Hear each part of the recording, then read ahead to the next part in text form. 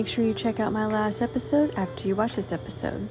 I'm going to start off by taking this foam board that I got from Dollar Tree and this wall sticker decal that I also got from Dollar Tree.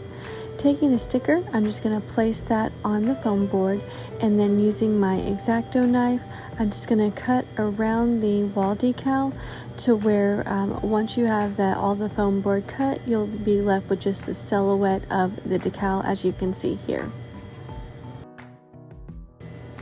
Next, I'm going to take these clock pieces that I have from an old clock I no longer use, and taking the apple barrel paint in the color Camo Pink, I'm just going to paint the hands of the clock and let those dry.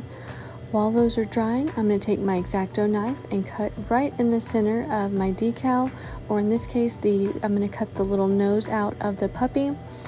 Once I have that cut out, that'll leave a space for us to put the clock back together.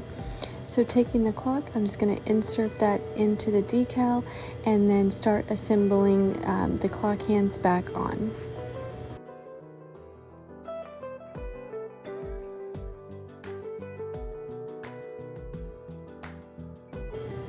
And here's what your completed little boho puppy clock will look like.